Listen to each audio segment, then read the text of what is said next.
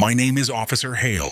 I work as a tribal police officer in the high deserts of northern Arizona, a place where the land is older than our laws, and the shadows stretch deeper than the darkness itself. Out here, the desert isn't just empty space. It watches. It remembers. Many people think being a tribal officer is like any other police job, that it's just enforcing laws, writing reports, chasing suspects.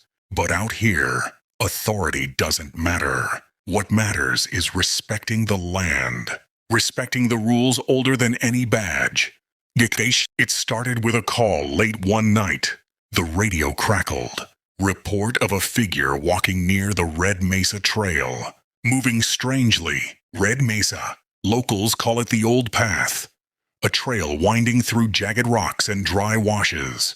The elders say you never walk there after sunset. I didn't believe the stories. Ghosts, shadows, desert spirits. I've heard them all.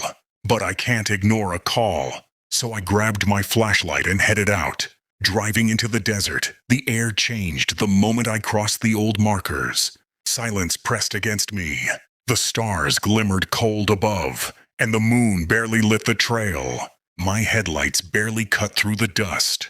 When I stepped onto the trail, everything stopped. Not just quiet. Silence that felt alive. Watching. Waiting. A mile in, I saw footprints. They weren't human.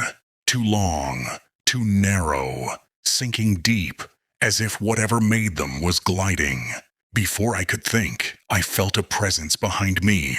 I turned. An old tribal man stood there. I didn't hear him approach.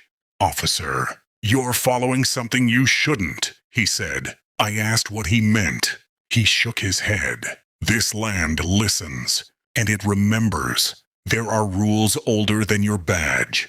I turned back to the trail, and he was gone. Just vanished. No sound. No footprints. Nothing. I froze. Every instinct told me to leave, but I pressed forward. The trail twisted between jagged cliffs.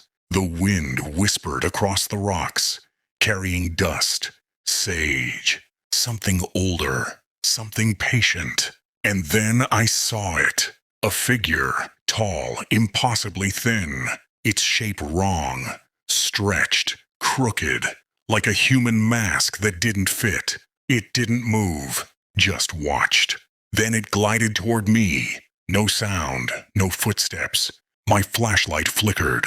When the beam came back, it was right in front of me. Its eyes, if they were eyes, reflected nothing. Empty, dull. I couldn't move. I couldn't breathe. My voice was gone. Then the wind roared, rattling rocks. And the figure dissolved. Like smoke, gone. The night was heavier after that. Every sound, every shadow seemed alive. I tried to tell myself it was imagination, but deep down, I knew I'd seen something ancient, something that didn't belong. Morning came. Sunrise painted the rocks in gold and crimson. Beautiful, deadly in its calm. Backup arrived. Footprints, gone. Figure, gone. The old man, vanished.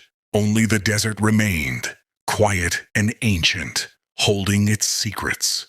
I filed the report, left out details no one would believe, things that, if written down, would make me sound insane. Out here, on tribal land, rules are different. They don't care about badges, authority, or belief. Sometimes, when I drive the trail alone at night, I still feel eyes on me. And sometimes, I see a shadow, gliding just beyond my flashlight. Watching, waiting. Because out here, the desert has its own justice, its own rules. And one thing is certain, the old rules, they never forget.